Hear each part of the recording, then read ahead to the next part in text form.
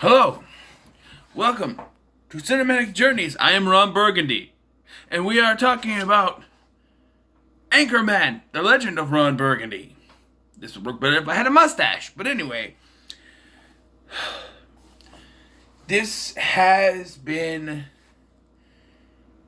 So, back when this came out, on the DVDs, my grandma had a copy of this. And, I've never been a gigantic Will Ferrell fan. There are a select few movies that I like. Elf, Step Brothers, Stranger Than Fiction. I'm a fan of his stuff from Saturday Night Live to a point. I just think that when he's written right, Will Ferrell can be okay. But other times, it's cringe-inducing. And this film... So, originally when I watched this back in 2005, when my grandma got it, I put it in, and I don't think I lasted 5 minutes of this movie. It's the opening part where he's sitting there, and I like scotch, scotchy scotch, scotch, going down into my belly. That I laughed at, but it's just all this stuff. I always thought it was funny because that was in the trailers. But it's just, I couldn't make it. It was stupid. But now, for this series, I have to sit and watch it. And, yeah, no. It didn't sit with me. It's not a terrible movie. I know people think this is like one of the greatest comedies ever made. Not for me. Okay, I'm telling you this. Believe me this. I don't care for this film. Will Ferrell tries too hard to the point where he starts yelling things out. And that's not funny. Although when Steve Carell yells, it is funny. So that's a little weird, but who knows? And there are times where, for some reason, Will Ferrell thinks, and I know it's ad-libbed, I know it is, he has to state the obvious. We're having fun, we are friends, friends, we are friends, friends having fun. There's a whole sequence where the joke is that Ron doesn't know how to talk to women, so he just keeps yelling out, I want to be on top of you! I want to be on top of you. I want to be on top of you. That's not funny. That's stupid. And yelling it over and over again doesn't make it funny. It makes it annoying. There's a joke during the climax of the film where they're in this cage and they cannot be loud. But of course, Ron keeps getting loud. Because, of course he does. I did like the face-off of the different news anchor teams. That was kind of cool when dude's hand gets chopped off. But what I'm not a fan of is how they chose to wrap that up at the end.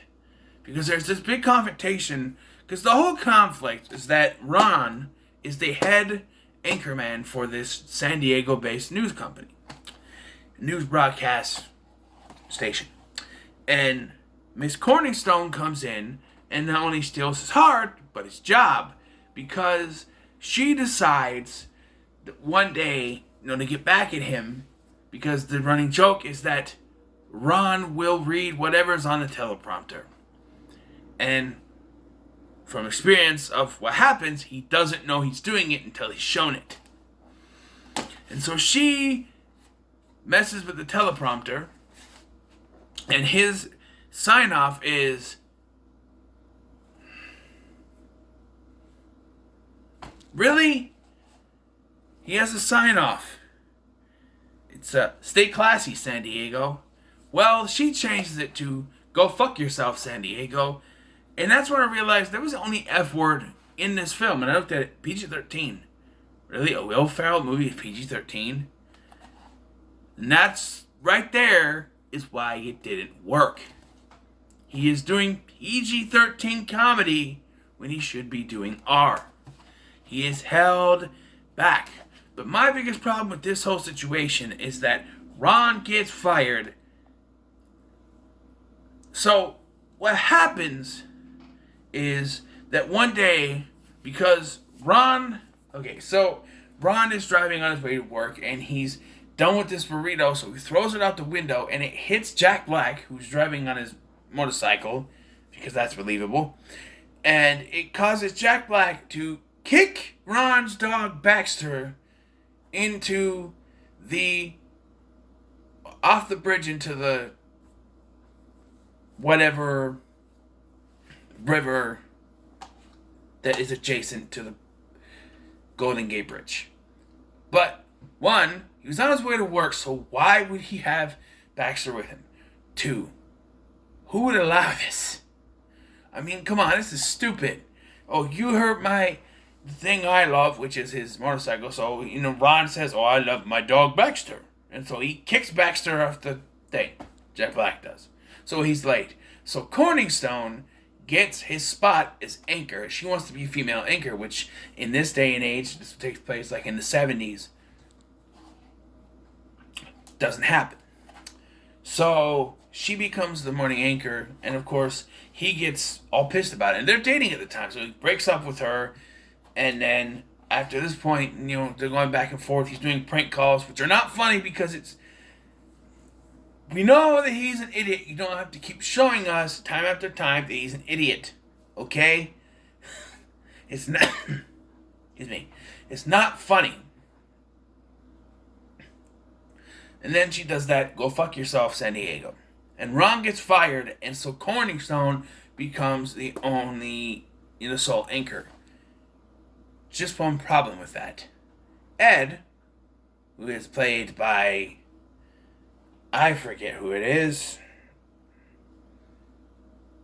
Fred Willard, may he rest in peace, plays Ed, who's the station manager. He fires Ron. He goes, I'm going to have to fire you. And Ron doesn't believe it until he shows him. He goes, yeah, you're fired. And Ron says, Veronica did this. She put it on the teleprompter. And Ed says, yeah, most likely, or yeah, probably, but doesn't do anything about it. Ron gets fired for saying that. She should get fired also for doing that. It's a two-way street. Ron said that on TV, so he has to be fired, but she was the one who put that in the teleprompter, so she has to be fired too. There are two people at fault. Ron for saying it, even though it's technically not his fault, because he blindly reads the teleprompter without question. He's doing his job, so he really shouldn't be fired. But then people in San Diego hate him for some reason, even though they could just explain it away that somebody is mad at him and put that in the teleprompter. Boom, problem solved. But no, we gotta go a step further. And yeah, so he gets fired, and he has this beard that's obviously fake, and he's at this bar where he yells at Danny Trejo, and it's not funny because he's yelling. What I did think was kind of funny is that he goes, it's funny and eye-rolling at the same time, because he gets a call because this panda is going to give birth. There's this big story. They've been trying to cover the whole movie. And so one of the other news anchors pushes Veronica into a bear cage. And so because they can't find her, because they don't look, they call Ron. And there's this scene where he's at the bar, somehow they know he's there. And he goes in, he's like, I'll be there. And he goes into the bathroom and comes back out. And Dan Trejo's like, man, he cleans up quick, or whatever. That was kind of funny, but it's this thing, it's a gag. He's going to go in and be clean shaven, and his hair's going to be all nice and neat. And, he's going to have a suit on. I just don't. And of course he comes, and he saves the day, so to speak. They do that joke where he speaks too loud, so they're going to get him. And then the ladder's lowered down, they climb up, and there is the rival news guy played by Vince Vaughn, who started the fight that they had. And this was their idea to finish off that feud, where he says, "On Bergundy, I hate you, but goddammit, I respect you." He kisses him on the forehead and he lets him up. That's resolving a problem? I would have rather him get killed in the massacre in the fight that they had than this. At least we know, Bergundy would have rightfully won. This is just... Why? Because the writers realized, oh, we gotta solve this. Just you can be at the ladder when Ron climbs up, and then we have a little bit of face-off, and then... It's stupid. This movie... Look...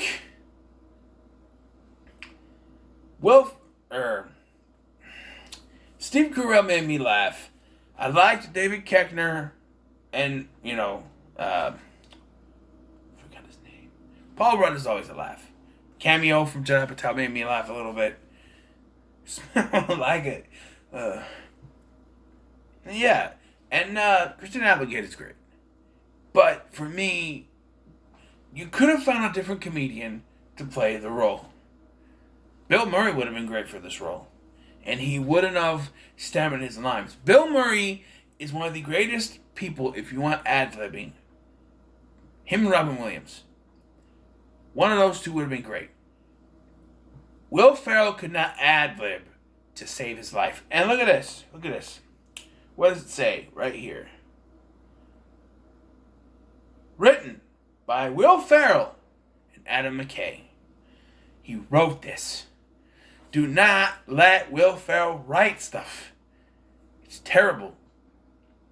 This movie, while not being terrible, it's just not a good movie. I'm going to give it a 4. I'll give it that. Because there was some comedy in there. Some stuff made me laugh. But all in all, I'm probably never going to watch this again. It'll be on a shelf, shoved away in a cupboard or something. I'm probably never going to put it back in.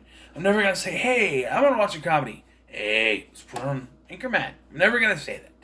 Because if I want a good comedy with Will Ferrell in it, I'll watch Step Brothers or Elf. Or even Stranger Than Fiction, even though I don't have it. Technically, I have Step Brothers somewhere. It's just a disc. I don't know where, though. But I'll watch one of those. I'll watch a good one. This one, I was shocked. I was surprised that it got a sequel when it was announced and when it came out. Now, having seen this, I am shocked it got a sequel. Because that's just, no. And from what I'm reading of the sequels, it undoes everything that this movie did. Which means I would hate that movie even more. Because I hate when sequels undo what the first one did just to tell a story. I'll never watch that movie. Fuck that. Well, until then, until next time, I should say. What did I give it? A 4? Yeah. Till next time, thank you for watching. I've been Ron Bergundy. Stay classy, YouTube.